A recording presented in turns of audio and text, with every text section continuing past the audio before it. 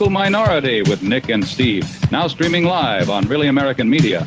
Buckle up for all of the day's need-to-know news. Thanks for being part of the resistance. All right, champions, let's hop to it. 3, 2, 1, and go. And just like that, they call it bada boom, bada bing. The Vocal Minority here to sing for our supper. You ready?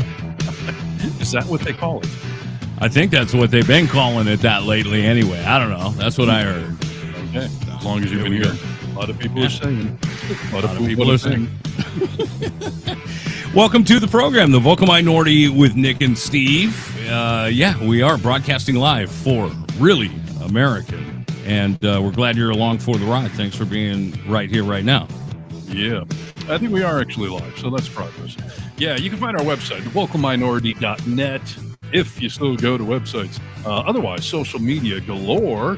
Our personal stuff you can find on TikTok, Reddit, Facebook, Instagram, kind of. Blue Sky we're on often enough. And, of course, right here on YouTube. I mean, we have our own channel, but we are now part of the glorious team at Really American Media. So that's fun. Hey, dude, you could use your telephone as a microphone if you know what a telephone is. It's a cell phone. But, 844-48-VOCAL as a microphone. Sorry, go ahead. 844-48-VOCAL. That is our comment line. Call in, make a comment on the show. This is a program where, we get together and just kind of talk about the politics that are happening right here, right now. And you can join in that conversation, YouTube Live with the chat. You know what I'm saying? Indeed, you can. I was just trying to connect over to the YouTube chat, and that was us here listening to us. That was us live listening to us on the YouTube delay. Yeah, I wondered what the hell that echo was. I was like, oh, another technical issue? No, okay. It reminds me when we used to do this live on the radio, and we could listen to ourselves on the internet like a minute delayed, and we'd tune in to ourselves and then comment on ourselves. It was fun. So back in the day. Are you ready to get into some political shenanigans, Stephen? That's what we're here for. So I would say let's do that. This is Need to Know News. News you need to know. Hi, Stephen. This is Clem Fandango. Can you hear me? I can hear you, Clem. Thank you. Good. Clem's always got my back, and I appreciate that. Not everyone asks if I can hear them very well, but Clem always does. As we age, I mean, it's an important question, right? As you age, I'm doing just fine. Thank you very much. Oh, good for you. Yeah. All right. So let's talk about the topic that I keep hearing coming up, and that is, what are Democrats to do next? Now that we've lost the election, now that we're knee deep into Trump world, and we seem to have a lack of leadership, and now this new Jake Tapper book is out, The Original Sin, about whether or not Biden engaged in some great conspiracy thing. Like, everyone's wondering, Nick, what do we do? Do you have the answer? Hey, dude, is that what are you talking about? I must be out of the loop here. What's the conspiracy stuff? Well, I mean, conspiracy stuff. Like, what's the conspiracy? That he wasn't leading anything and that he was dead pretty much? Are you not up on the Jake Tapper book that he is constantly hawking on CNN, which seems highly unethical? But listen, and by the way, I'm okay with a news anchor that writes a book and promotes it on their show. But usually it's like, Rachel Maddow or Chris Hayes, they wrote a book about some other topic and then they promote it. Jake Tapper is promoting a book about what is essentially current events, whether or not Biden was covering up everything, his mental decline, his cancer, all that stuff. I'm familiar with the book. I just didn't know there were any conspiracy theories involved in the whole thing. I thought it was just sort of accusations of, he was mentally dead. Well, that's kind of the conspiracy theory, that they were covering all that up, that it was much worse than we knew, and they all knew, and they were keeping it from us, and blah, blah, blah, blah, blah. So, all right. I've got an article here that I think will tee this up from talking about an interview with Democratic strategist Basil Smikle, who, that's got to be one of my favorite names on the planet. Name voted most likely to be a Harry Potter character. Basil no kidding. Say it again. What is it? Basil Smikle. Okay. Yeah, I like that a whole bunch. It's like Mayim Bialik. It's the new Blossom, if you really think about it. Right. It's just one of those names that are fun to say. So anyway, Basil called out his party in an interview yesterday for failing to reach voters with a message that they can relate to, even as President Donald Trump's approval ratings are plunging. So Smichael talking about this book. He says the party's current fixation on the former president, Joe Biden, and his reported declining health during his term in office is a perfect case in point of why they aren't connecting with voters. He says, quote, "There's been a lot of conversation about what people knew about Joe Biden and when they knew it. If you actually go into the communities and talk to voters, they're not asking about Joe Biden. They're asking, what do we do now? And if Democrats don't have an answer for that question, they're going to continue to lose support." So my first question / point I would like to make about this book, Original Sin, maybe this is wrong of me. I don't care. I don't care at all. It is about Biden. You're saying you don't care? Yes, I don't care if it was a cover up or not at this point. I mean, I can't unring that bell. I can't undo the election. Unless you can rewrite history, unless you have a time machine, what does it matter? I mean, the only way in which it matters is that we may want to put some things, some checks and balances into our government for future use to make sure this doesn't happen again. But yeah, we don't need to spend a lot of time talking about it. I mean, it's done and over. Well, a point I'll probably get to later, but since you teed it up, I'll bring it up now. It probably is happening right now. You know what I mean? So everyone was saying that we were ignoring Biden, his decline in mental health, even though we had no actual concrete reports or proof of anything. And there was a lot of deep fake videos or edited videos out there where they try to make him look incompetent, and they were often edited out of context. So I just dismissed it all out of hand. But now everyone is saying, okay, so Dems, you screwed up by not holding Biden accountable. And now here we are not holding Trump accountable, because that guy clearly has some sort of mental decline going on. I don't want to misspeak and call it dementia or Alzheimer's or something, but it's a mental decline, whether it's age-related or an actual illness, who knows? Listen, I'm not a psychiatric doctor. I'm a doctor on other levels for sure, but as far as psychiatric doctor, no, I am not. But I can tell you specifically that he's got a diagnosis of crazy. I mean, he's on a runaway train. He's absolutely nuts. Yeah, but that could just be normal Trump, not necessarily a mental decline. So what safeguards should be in place? You know, I mean, it would be nice if there were mandatory evaluation tests that had to be made public and that are not just camera, man, woman, person. Is famously done. Well, and Trump always talks about, you know, I took the cognitive test and everybody was shocked that I passed. I mean, it was the highest passing grade ever. Like, why don't we see it? And why doesn't the doctor come and talk to us? Because I don't believe a word he's saying, obviously. So, yeah, this has to be like a third party, medical official, bipartisan, doing what is best for the country, saying, okay, yeah, they took the test and these were the strong points. These were the weak points. Maybe we have something to worry about.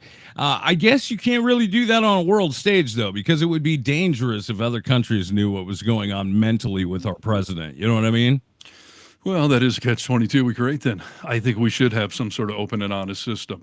But as far as the Democrats, so hold on. Somebody on YouTube saying, how about getting the Democrats' mindset out of the 90s, playing timid politics and saying, staying in the centrist position won't work anymore. It's time to replace the old with the new. I guess. I mean, aren't we just trying to keep it real, keep like things fact-based, science-based, use empathy to treat other people well? Is that a centrist? Is that how far out of whack our country is? That just trying to be logic-based is now an extreme position? It's a good question, and it's all relative to whoever, you know, whatever your beliefs may be, you know. Yeah, but you're right. I mean, isn't that just good sense? The issue that I think is more of a problem is we're not listening to people. I don't feel like. I think we can do a lot better with that. B, stop putting all these people that are about to expire at any moment in. Put the AOCs in. Put some of these younger, fresh blood people in. And I think that you would really generate a little buzz within our party. And I hope it happens. I feel like our party is split into the young and the old. And we need some people down the middle. Because I do not want to see Pete Buttigieg, AOC, John Ossoff, Beto O'Rourke, like any of these young up-and-comers. I don't want them to make the Obama mistake and go right to the presidency. I know Obama was a senator first, but Obama has said since he left the office that he thinks he ran too young because now he's in his 50s and he's done. And we should be keeping these people on the shelf longer. Serve in Congress, serve in the Senate, serve in administration. Then in your 50s, maybe in 60s, then run as president. Isn't that what the cabinet you build around you for? I mean, when I think of Obama, and I think a lot of us are the same way when you think about a love lost, like, yeah, my heart starts to hurt when I think about the fact that he's gone. I was having a conversation with Rachel about this same damn thing. Hakeem Jeffries I'm a big fan, and I was like, oh, I could see one day that he would be like Obama. I mean, inspire that passion. She was like, he's way too young. He's way too inexperienced at this point. But if he has a cabinet around him, people he can actually trust, and good, some of these oldies that if they die, it doesn't really matter as much as if the president dies. You know what I mean? Tell that to their children. How dare you say it doesn't matter? Purely politics did. No. I get your point for sure. I mean, this goes back to what you and I have talked about before, that the Democrats are not polling very well right now. That Trump's not polling well, but neither are Democrats. And as a proud Democrat, I would say no duh. Like, what are we to be happy about? What would I be polling positively on? No, we don't have a new leader. We had Biden and Harris. That got blown up. They're both gone now. That's why I don't care about whether Biden covered it up or not. Like, I can't go back on that, so I don't really care. And Kamala, right. I'm never supporting her for president. I mean, that's going to be a generation away before I'll back that horse again. If she wants to be governor of California or something, that's fine. But we do need fresh blood, but we need time to let that process work itself out. So now we're 3 months, 4 months, whatever, into Trump world. Like, yeah, no, there's nothing for Democrats to be happy about. Listen, dude, we're already having this conversation in the Reynolds household with Rachel. I was telling her all of this same conversation that we're having right now. And you know what the biggest bummer of all of this is I declared, all right, I don't think I'll see a woman president in my lifetime now, because we've seen it fail twice and that's shaky ground. I'm not saying that's not what I want to happen. I'd love to have a woman president, but you know what I'm saying.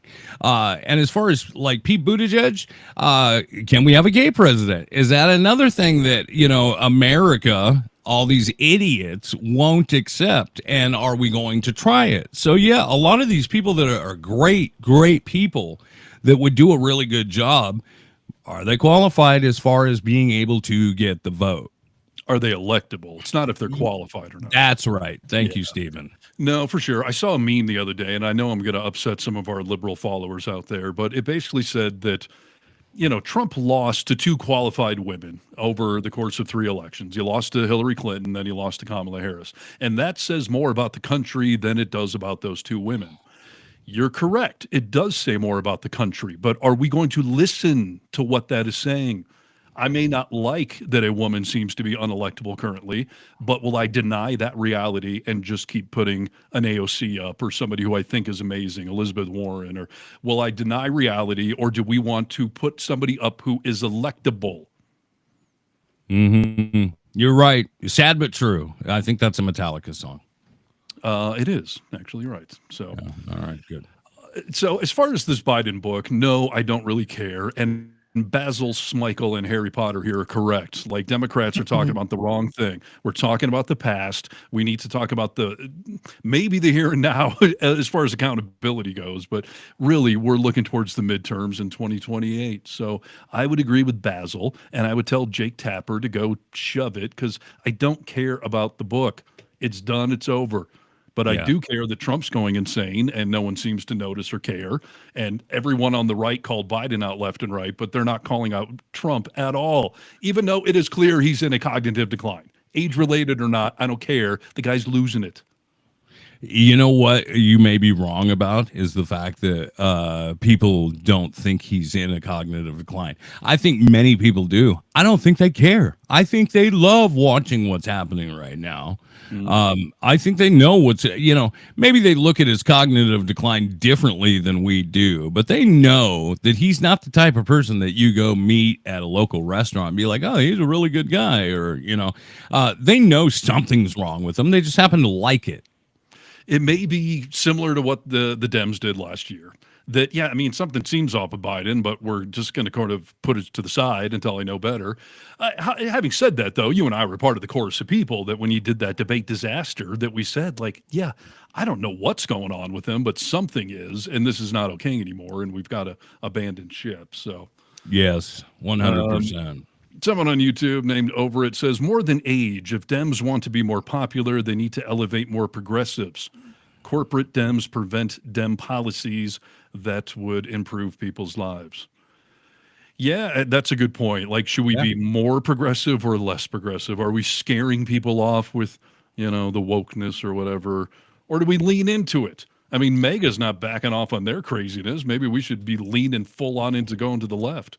I was just going to say, dude, do we have to worry about leaning into what we know is right and just? If we display it, if people see that our intentions are pure and true, and this is where we're leaning and going, maybe they'll hop on board like they did with the idiot who currently sits in the White House. Yeah, it's a big gamble. Part of me wants to just nominate a middle-aged white guy with neutral stances because I think he can win in rural Wisconsin or upstate Pennsylvania or something. But then again, I mean, somebody like Bernie Sanders has had more excitement from our side than anyone else.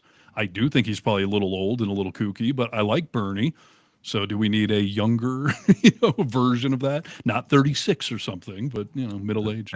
Well, here's a good question because, a lot of people say, yeah, I'll take Bernie because a lot of people like Bernie, including myself. But can we have the fresh blood, the new blood of AOC with him? Do you think we can elect another female vice president? Yes, I do think that, yes.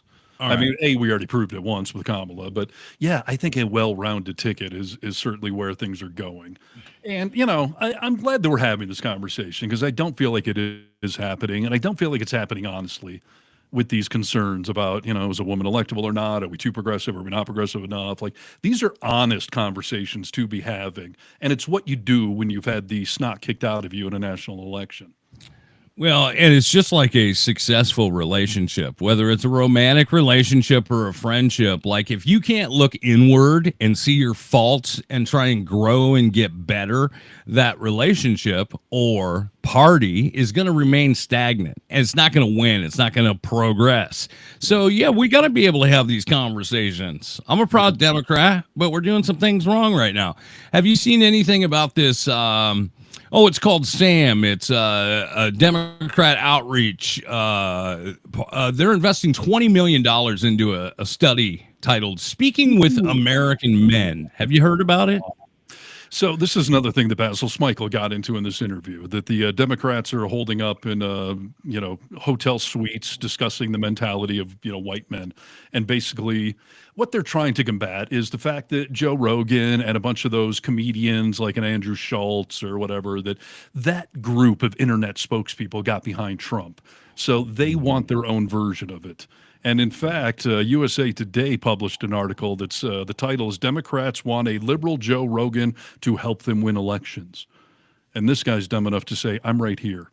I've never heard of him. His name is Rex Hupke, a USA Today journalist. Like, Rex, just sit down and shut up. You're right. The liberal side could use a good spokesperson, but no one's heard of you. You got Nick and I right here, and you've got everyone else on Really American Media, and you've got a whole host of other well-established liberal voices out there. So yes. I don't care if it's Midas Touch or Really American or a Brian Tyler Cohen. Like, there's a lot of voices out there right now, and the best ones are on Really American Media, obviously. But we should probably be propping some of these voices up a little more. And in fairness, we all are trying to kind of team up a little bit better than we have. Yes. But are we too late to the party? Well, either way, we're late to the party. One of the things that they're doing with this big survey and talking to white men is placing ads in video games. Do you think that'll help Democrats reach a younger working class man, or could it backfire? It just seems so out of touch to me that, like, this is your brilliant idea. You're going to replace ads in video games. You don't need to put ads in video games, dude. You need a voice that people like to listen to and that they trust and they can endear themselves to, that talk about the issues, like Bro Rogan, dude. I mean, I'm not a huge Bro Rogan fan, but he's done a great job for what he's been doing over on that MAGA idiot side. Yeah. Listen, the idea of putting ads in video games is not necessarily wrong. You know, you and I have been on the radio forever, and we've always talked about the fact that, yeah, radio can be an effective way to advertise, but what's your message? If I announce, hey, everything's free at the local hardware store on the radio station, I guarantee you people will rush down there and start taking all the free inventory because I put out a message that resonates and everyone wants to hear. Sure. But if I do some crappy messaging, no one gives a crap. So the problem is not where the Dems are advertising on video games. It's that they don't have a message to resonate with that audience. Completely right. Completely right. And yeah, we do need to find that person. You know, who's another one, like Beto O'Rourke? Like, I really enjoyed listening to him talk. Like, some of these younger politicians could be this person. Could be this person that did a podcast that, you know, really got the younger generation involved in moving the way of the Democrats. Right. Vonda on YouTube is saying the Biden story is relevant. It's a slippery slope. You lose credibility when you don't call both parties out. Yeah, it's Sure. relevant as far as we can chat about it. But we did call Biden out. We forced the man off the ticket. We abandoned ship with months to go. So I don't know that we didn't call him out. My only point is right now, I don't know what the point is of going backwards and doing investigations and shaming everyone. Like, I think everyone realizes they screwed up, anyone who actually knew how bad it was. So, yeah, I mean, it's worth talking about, and we've spent 20 minutes doing it, but that's the past. We have got to worry about where we are now and where we're moving forward. And someone else on here just said that, you know, if we don't win the midterms, it's all over. And listen, the midterms, I think we're going to do well, but the midterms are not the same as general elections, not only as far as turnout goes, but you don't have as many seats available. You don't, at midterms, you don't always have a chance to retake the House or the Senate or something. Like, I think we'll do okay in the midterms, and I think the Trump disdain will snowball by then. But, you know, we got to look to 28 to say the least. Yeah, no, you're right. Well, once again, you're right. And Vonda's correct on one hand.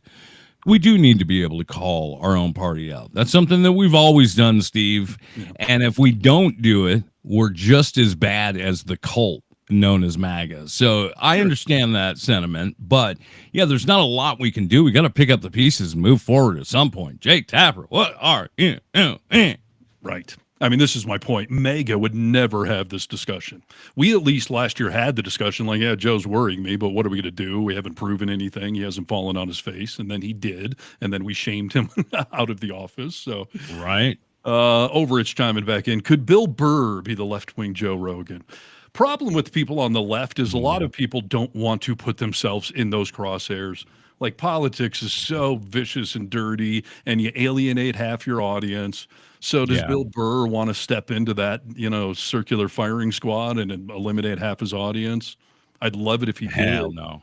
Yes, but he doesn't. He wants to talk on his podcast, and he's just talking. I mean, we agree with most of the things that he's saying right now, and some of them are outrageous, but the sentiment behind them are very real and very raw and very true. But he doesn't want to live a political life, dude. I know that. No, that's what I'm saying. We got to be propping up people that have already picked their side. People like us that have, you know, we're talking to the middle and the left, and we don't really care if we lose anyone on the right. So, you know, that's right.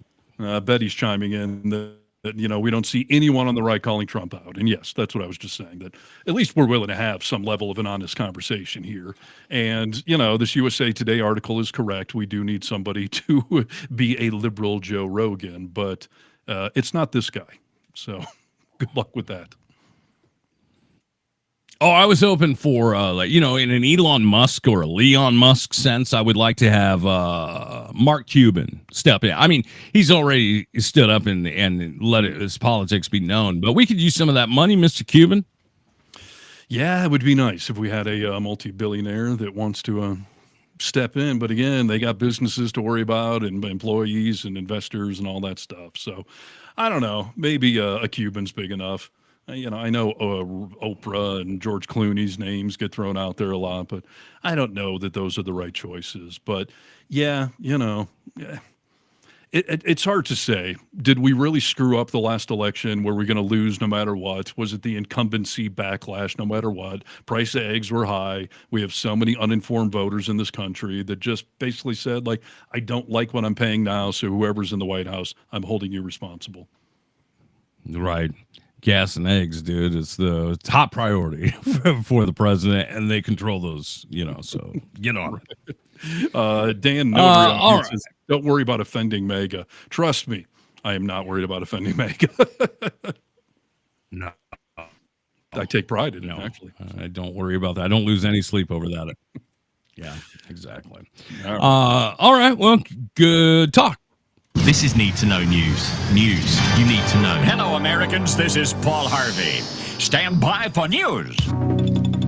Hey, dude, I'm gonna go into something a little lighter, something a little more relatable to you, to me. Let's talk about weed, baby. Have you heard what the Texas legislator passed the Senate bill, SB 3, which bans all consumable hemp-derived THC products, including Delta 8, Delta 9, and other intoxicating cannabinoids? Yeah, way to take us backwards. Way to demonize pot yet again. I think the right hasn't figured out that a bunch of them smoke pot too and like it very much. Not to mention what happened to states' rights and small businesses and tax dollars being raised. Like, this is purely a pop culture battle, a society war, trying to demonize the stoners out there. Yes, this was a bill from...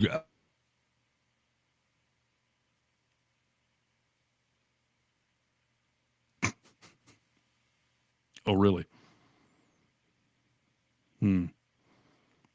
All right, this is the phase where now I wonder if Nick is coming back or not. Do I just sit here for the next half hour talking to myself? Or am I the one that's frozen? This is a philosophical debate going on right now. Because I don't know what to do. All right. All right. Well, hey, YouTube, how you doing out there? We were just getting into the weed talk, and now I'm in the weeds all by myself. Or is Nick over there talking? No, I'm watching myself on YouTube, so I'm pretty sure I'm on. And now Nick just disconnected. All right. Well, hey, welcome to the Vocal Minority with me, Steve. I guess I'll give Nick a few moments to see if he can log back on here. But in the meantime, I have no choice but to move on. So let's talk about one of our other favorite sort of whipping boys on the show, and that is Mr. Elon Musk. I've noticed that the liberals certainly like to take whacks at the guy, and I don't blame you. He's earned our scorn. And we had another fun economic update happen today. Coming out of London, Tesla's sales across Europe plunged by half last month, even as growth in the electric car market picked up pace.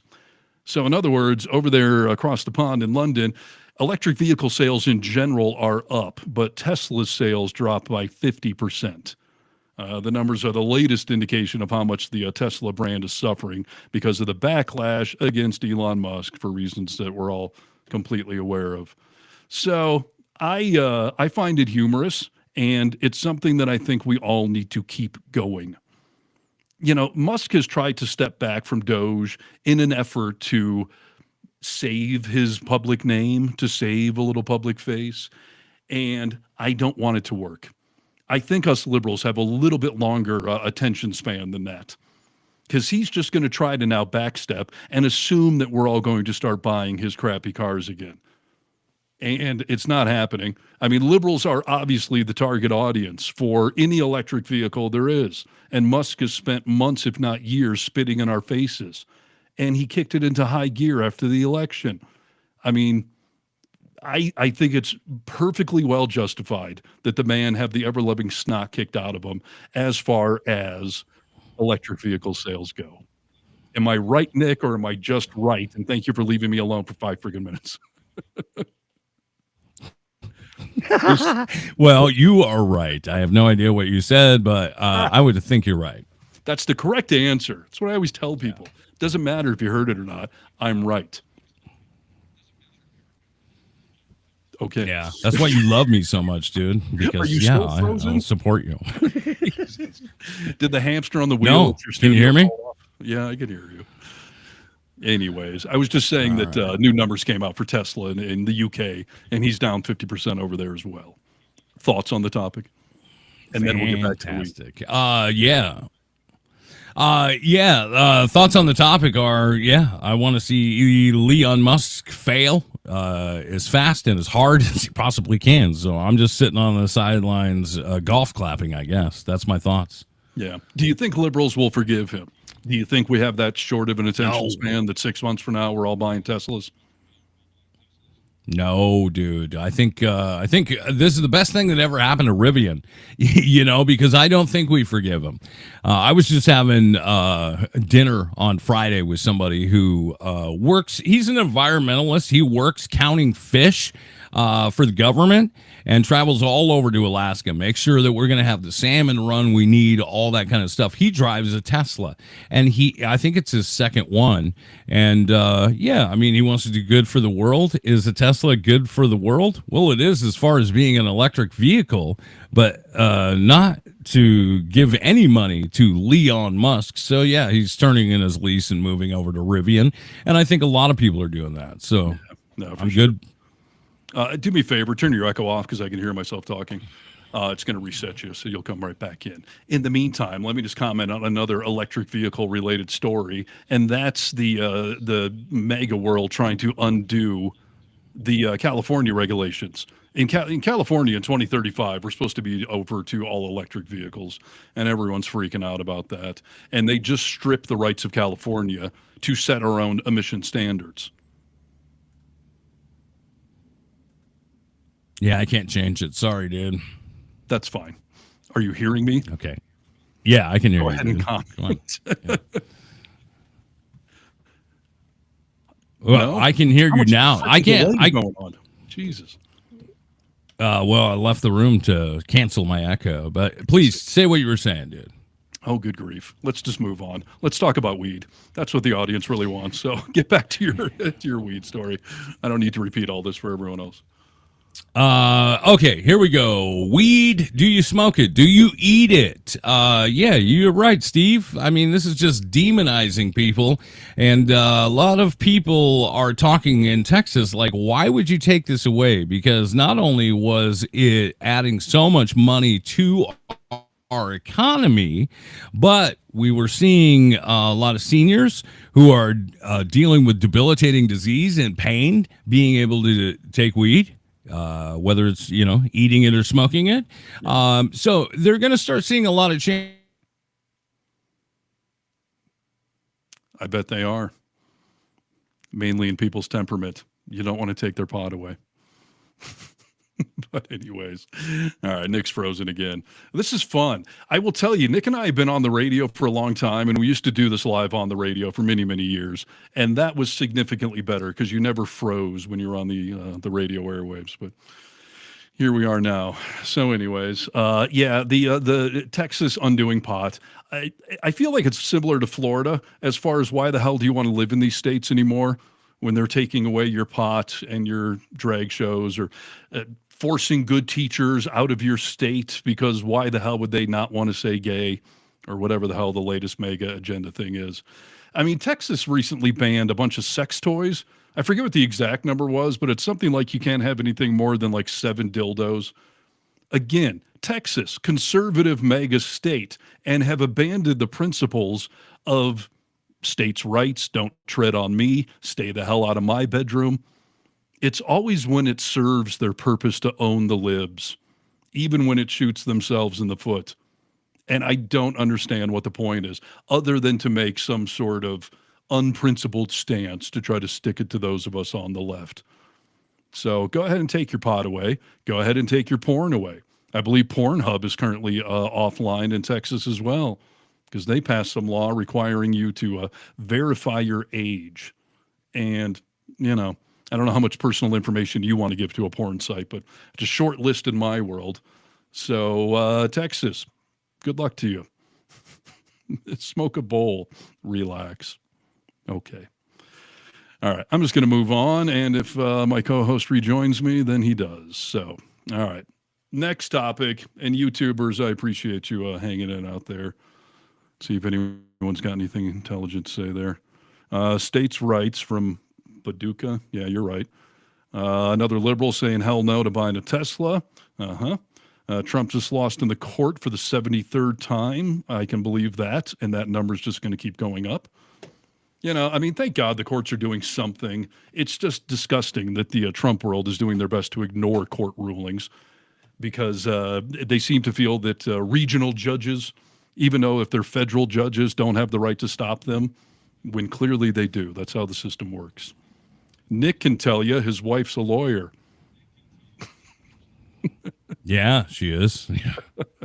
Just If pretend my like you know lawyer what I'm wife talking needs to about. buy me some new internet. Yeah, go for it. Yes, I could tell you all day long, but why would I do it when I want to let Steve tell you? Right. I was just bashing on Texas and their limited laws on pornography, dildos, and pot. Pot, porn, and pokeable toys. The 3 Ps. Yeah, and that was one of the conversations within this pot ban is the fact that they've done these porno bans. And like everybody is talking about the fact that people have really started to think like, do I want to put my personal information in based on, you know, what I'm looking at? I mean, some people are embarrassed of it. And do I want to, I think I was listening to Sarah Silverman talk about it. And she was in Texas. She was like, I almost put it in because I wanted to beat off, but then I was like, oh, it's not worth it. You know, I'm not going to put my personal information into this thing. So all these Republicans that are banning porn and pot are smoking pot and looking at porn. A lot of the time it's porn that you or I wouldn't look at. It's mega porn. Is that what you mean? MAGA porn, or I mean, who knows, underage porn. What I don't know what we're talking about. I'm not saying. I'm just saying. A lot of mega types are into perverted People porn, are saying. so, right. Right. All right. Should we move on and hope for the best with your internet connection? Yeah, I think we probably should. We'll do that now. This is the only news you need to know. After all, this is Need to Know News. News you need to know. Nuff said. Indeed. Enough said, indeed. Okay. Who's You got turn? something? You want me to go? I'll go. You know, we were talking about up-and-coming stars in the world of Democrats. And again, this is a young one, but she's growing on me day at a time here. Jasmine Crockett. I love her. I don't know if it's too early to say love, but I like her a lot. And she's back in the news. Representative Jasmine Crockett, who is from Texas, so I don't know if she's not able to smoke pot or watch porn, but this past weekend she was talking on MSNBC with Alex Witt that Trump belongs in the insane asylum. She says she tore apart Trump's West Point graduation speech, in which he veered off into topics of trophy wives, transgender women in sports, compared himself to Al Capone, brought up drag shows. She says, quote, he literally sounds like someone who's broken out of the insane asylum, like he'd just be all over the place. Like, get him some ADHD medicine, if nothing else, because I don't know what he's ever going to do. This gets back to the point we were bringing up earlier of how much should we be calling out Trump's cognitive decline? How much? I mean, I think that we should be talking about it every time we see it or hear it. I mean, it's if we look, and that's a great point, Steve. If Jake Tapper wants us to go back and talk about all of this stuff, like, shouldn't the lesson be that we need to call it out as it's happening while we're seeing it in real time so we can actually do something about it? It's a fair point. I'm not a huge CNN fan. I don't think they're conspiracy left-wing media or whatever. I just don't think they're that good at what they do, so I don't watch often enough. But I have to wonder, how often is Jake Tapper calling out Donald Trump's mental decline on a daily basis? Is he writing a book about it right now? Is he holding him to his feet to the fire like he's saying the left should have done with Joe? I believe so. I mean, yeah, I don't watch CNN a whole bunch, but I do browse through CNN stuff, and yeah, I think Jake Tapper's holding his feet to the fire. However, as we get deeper into this administration, I do think a lot of people are starting to back off, and I think that's a sad story because, you know, with the threat of Trump saying like, "Hey, we're going to come after you if you're not supporting me," or saying things that I don't think are true. So I do think people are backing off a little bit, but yeah, I think Tapper calls Trump out. I don't think he's doing it enough. Again, I'm not watching him, but I just know he's not doing it enough. Perhaps that channel is, but is Jake Tapper really doing it? And he better be writing a freaking book right now about that. I think that there are so many things in Trump world that we have all just accepted. We accept that the guy sells hats while he's in the White House. We accept that he's doing billion-dollar deals in the Middle East. And we accept that he's bat schnizzle crazy and just sort of write it off. That's Trump. He always says crazy things. Yeah, and when you say we accept it, who are you saying? MAGA or you? Not me personally. I'm saying as a society, we have come to accept these things. And certainly, I'm not going to call them the mainstream media, but the big players in the media world have come to accept it. And I think, unfortunately, it's because they were covering it years ago and it didn't do any good. He still won last time. He still won this time. People have accepted this. And again, we don't have any actual cognitive tests from him to compare one to the other. Yeah. No, you're 100% right. I don't think we have any actual cognitive test. I think it's all bullcrap. You know, I think it's all been lies. But yeah, you are right. I think that you can only scream something from the rooftops for so long. And if it doesn't make a difference, if people aren't listening and changing because of it, you're going to stop screaming. Is that where we are? Yeah. Jasmine Crockett concluded in this interview. And by the way, we're getting a lot of love for Jasmine Crockett on YouTube. Highly educated, worked her butt off as a lawyer and a super well-spoken person. She can make her point and be polite and professional, says PS 423. Yeah, PS 423 is correctamundo. And I like her. I think people like her passion. You know, when she gets fired up, it's the way we all feel. So when somebody gets up there and, you know, I love listening to people, Buttigieg talk, but he is very reserved. He makes sense. Everything he says is true for the most part, but she gets passion behind her, and she really lets people know how ridiculous this is. Not normal. Yeah. You know, Jasmine Crockett is part of this new wave of politicians that openly swear, and I don't know how I feel about that. I know it's real and relatable, but when did we give up on elected officials having some level of decorum? I know the answer. It's about 2016. But should we be joining in on that as well, you know? Yeah, well, you know what? You think about the youth vote with Donald Trump. I don't know. Maybe we need to stop being so square and, you know, talk like we do when we're hanging out. You know, let's not reserve ourselves on stage while we're talking about. Let's talk like we always talk. I think that's what people like, I suppose. Do we need the liberal Joe Rogan, though, for us to be the ones swearing and keeping it real? Or, yeah, do we just want our elected officials to be doing that as well? I think it's great balance with Jasmine Crockett. I mean, I know she swears, but everything she's saying doesn't seem punitive. I think, or crazy. I think everything she's saying is true, and she's bringing light to things. So she swears once in a while. If you have someone that's just getting on there to swear and make a video to get clicks, you know, it's a different story. Yeah. Well, Jasmine Crockett wrapped up this interview saying, quote, "It's time for Republicans to start calling him out and start questioning his mental acuity and whether or not he is equipped to serve mentally. We know when it comes to his criminality, he is not qualified to serve, but this is just deplorable," referring to his crazy shenanigans at the West Point speech and everywhere else. So you did a story on that for Really American, and what was he talking about, dude? I mean, I saw a couple of clips of everything, but he seemed like he was mentally declining quickly, or he was on drugs. What the hell was happening? I felt I was mentally declining just doing the research to do that story for Really American. You know, when Trump speaks live, I do not watch it live. I always love that, like an MSNBC will say, we're monitoring it so you don't have to. And if he says something newsworthy, so I tend to go on the side of I'm not monitoring this stuff live because I can't put myself through that for an hour. But yeah, he did the West Point speech on Saturday, and I jumped on Really American and said, yeah, I'll take this story. And I did a really fun story. I had a good time with it. But it is painful to sit here and watch that. The cognitive decline, the disrespect to the troops in front of him, and him bouncing all over from trophy wives to Al Capone. And as I said in that video, just projecting left and right, that trophy wife thing where he was like, sometimes it doesn't work out so well. Yeah. Speaking As from you experience. know. Yeah. And what's this whole this is a new Trump that we've seen with this low energy kind of old man voice and low energy. He's a like it's statesman.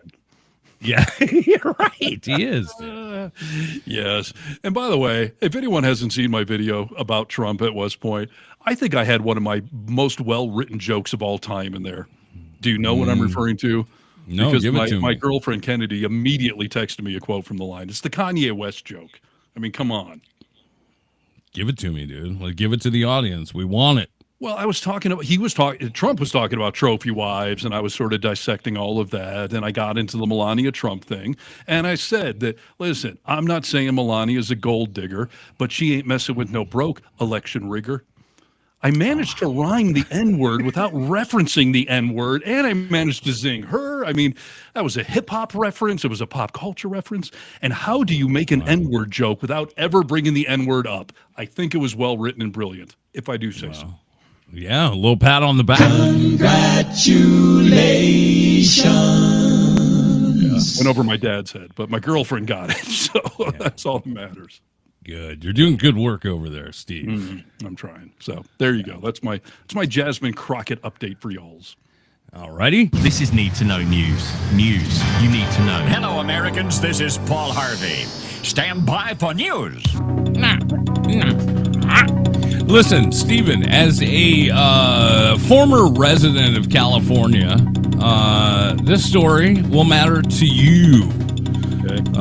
This is a funding dispute. President Trump threatens to revoke federal funding from California. The dispute kind of centers around the state's support for a transgender athlete competing in women's sports. Yeah. All right. This move obviously has kind of ignited a heated debate over states' rights and federal intervention. But people are arguing about this, that the decision is completely, obviously politically motivated and could impact various federal programs within the state. This is an interesting thing to think about because do you remember Trump was talking about when he first made his executive order on transgender people playing in women's sports? Do you remember? He had somebody stand up, and I can't remember her name, and she was like, "We're not changing it."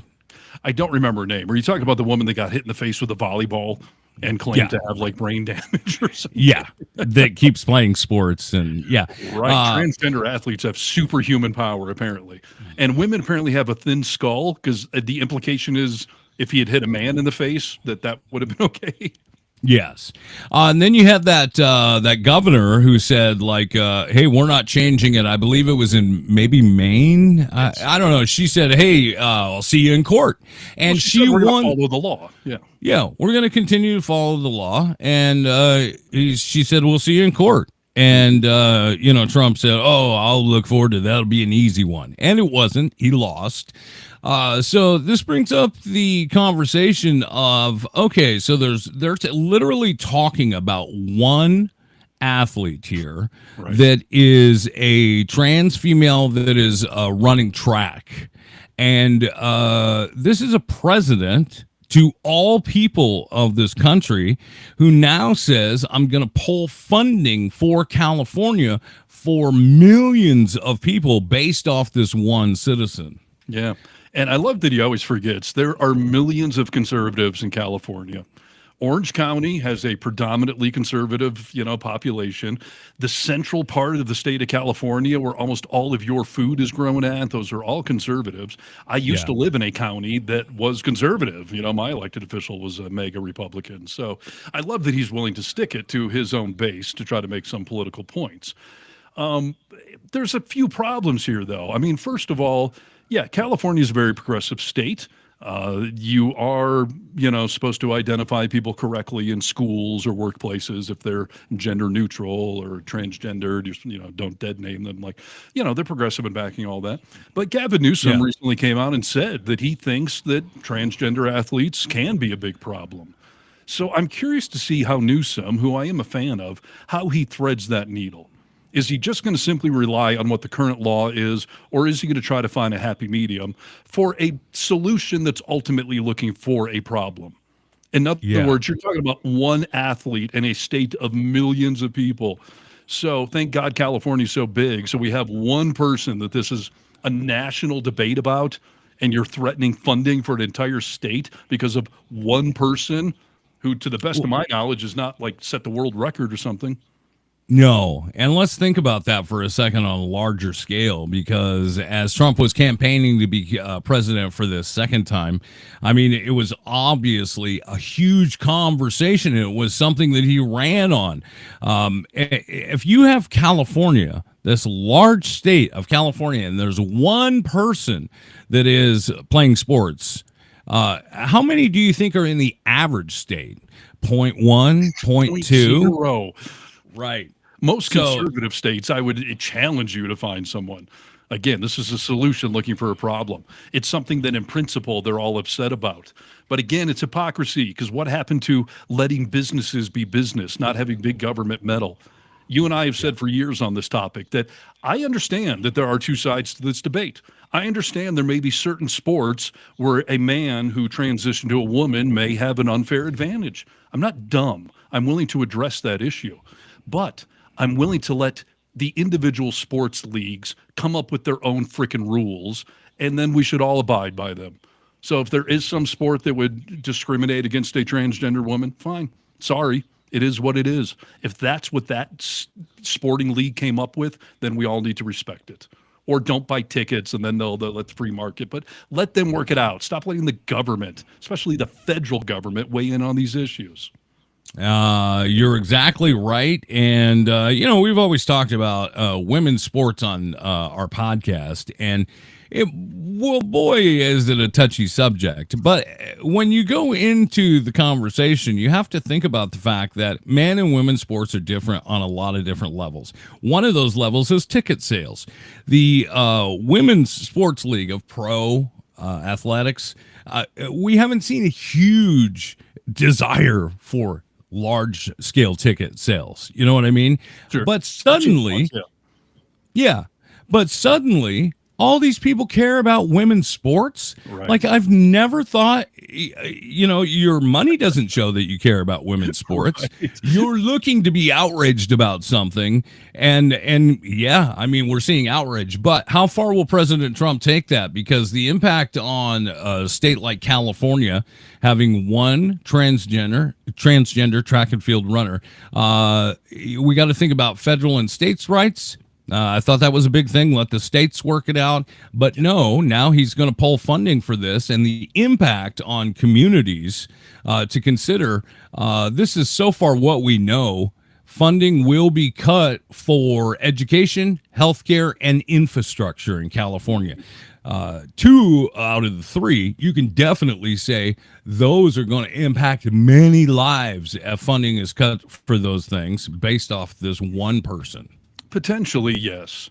The fun thing about California, whether the rest of the country wants to acknowledge it or not, we are a social, pop culture, and economic powerhouse.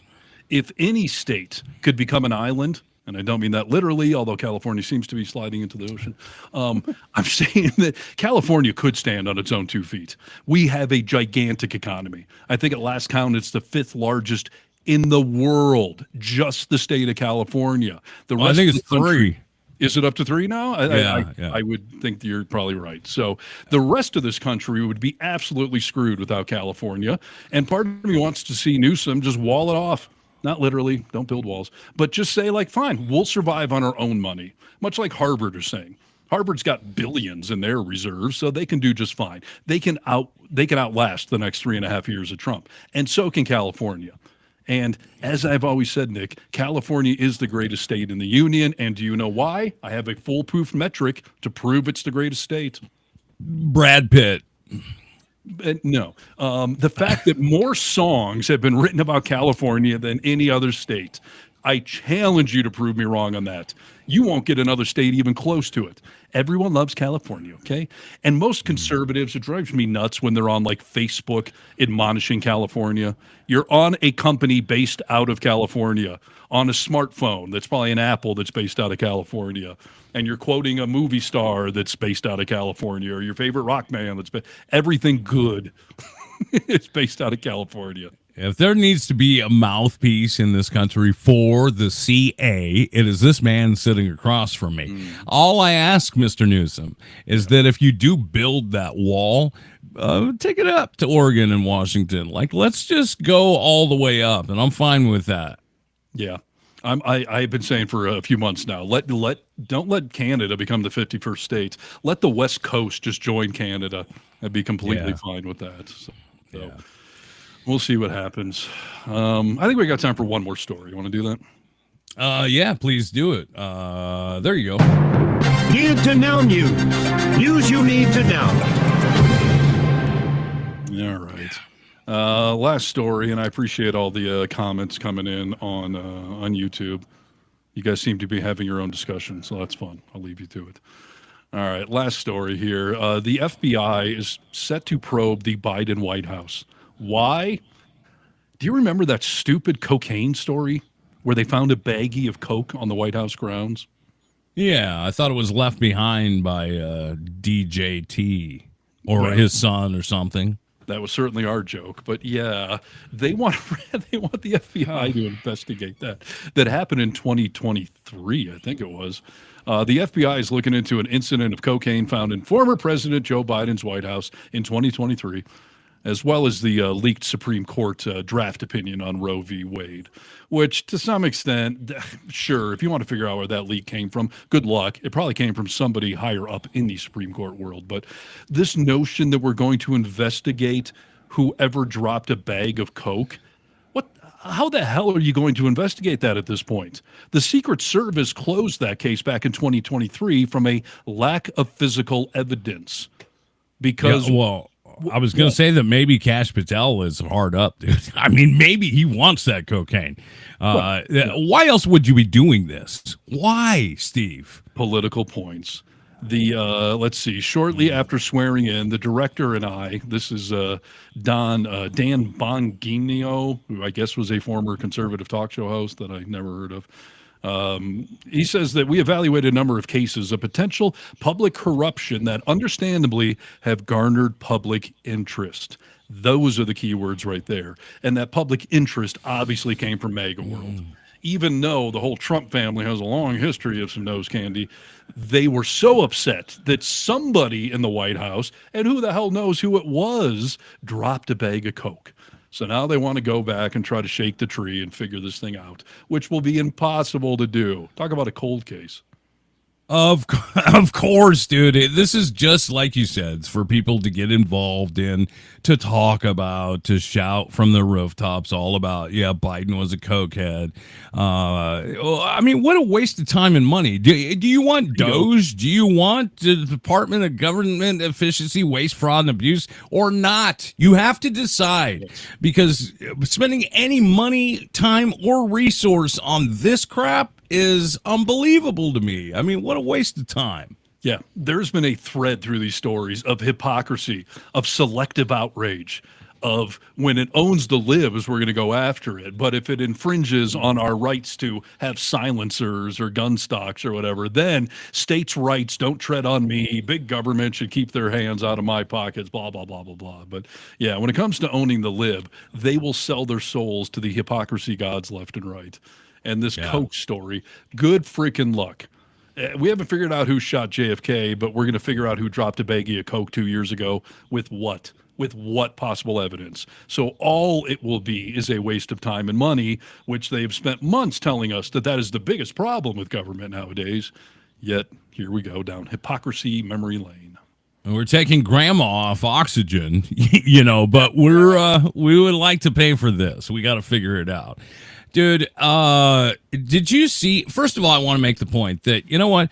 Joe Biden, God rest his soul. I mean, I know he's not dead yet, but he's on the way out. No, he's on the way out, dude. I mean, as far as Trump said, he's on stage 9 cancer. That's really bad. We've never even heard of it before. But let Biden finish off his life, dude. Whether you agree with Biden as our president or not, he gave his life to service of this country in many different ways, and for all intent and purpose, is a good man. I mean, just let him be, dude. You think Biden was doing cocaine in the White House? That's ridiculous. I don't know if you saw Trump's Happy Memorial Day truth or tweet, that he made. Did you see it at all? I'm not going to read the whole thing, but I did. And by the way, didn't I predict last week that he would say Happy Memorial Day? Which you did. You're not supposed to say happy people died today. Yeah. I mean, it's so much garbage that obviously I won't give it the time, but I will say that he says Happy Memorial Day to all, including the scum that spent the last 4 years trying to destroy our country through warped radical left minds. Let Biden die in peace, you absolute crap bag. Yeah. Like, it's enough already. You're in office. Maybe forever, King Trump. Let it go. Leave Biden alone. And Jake Tapper, you're right. We started the program off talking about Tapper and his book. Let Biden go. He's dying, dude. Let him do it in peace. I don't know if Trump realizes this, and I assume he's not a loyal listener of ours, but every time since Inauguration Day that he uses the word Biden, what I hear is weakness. That he is a weak man that has to deflect blame to the last guy, can't take accountability, is just trying to find somebody to pick on and deflect away from his shortcomings. So much like when I see some moron driving a Tesla, I just assume you're a raging idiot. When I hear Trump say the word Biden, it's just weakness, a weak man. Completely weak man, and like we talked about when he was campaigning, it was like at a concert, when you have idiots being like, play the hits, the people actually said that at Trump rally, like, give us the hits, dude, lock her up, talk about Biden, they love that stuff. That's why he keeps doing it, and he is weak. You are correct. It's part of the cognitive decline. He can't learn new things, so he just sticks to the old hits, and I find it very thin and weak. Yes, indeed. Well, I hope everyone had a Memorial Day worth having. I will not ever wish you a happy Memorial Day, but I hope you spent a little time thinking about the freedoms of this country. That should get you jazzed up because they seem to be leaving. So thank you for being part of the resistance. You're doing what you can right now. We can always do more, but thanks for listening to the podcast. Yeah. And as we keep saying, getting vocal and staying vocal is about all we can do right now. Those of us in the liberal media will put the spotlight on it, but those of you in the comment section, you are the ones that can also stay vocal. Comment, like, share, spread this message everywhere. Make other people that are like-minded not feel like they're on an island by themselves, because so many liberals have tuned out recently. Yes. It's called fatigue, political fatigue. So check out our website, thevocalminority.net, and you can find our individual socials on TikTok, Reddit. We have a YouTube channel, Blue Sky we're on. But we are proud, and we are part of Really American Media now. So we're doing this podcast live twice a week right here, and Nick and I have joined with Tony and Kenny and Chip and some of the others in doing the daily short form videos. So find those as well. Yes, and call our comment line, 844-48-VOCAL. The Vocal Minority with Nick and Steve. Thanks for checking us out. Until next time. This has been a production of The Vocal Minority with Nick and Steve. Thanks for joining us on the Really American platform. Make sure to like and subscribe so you continue to get the content you need to stay in the fight. And remember, for every new subscriber, Trump's ego isn't the only thing that shrinks. That's a penis joke. Stay vocal, friends. Until next time.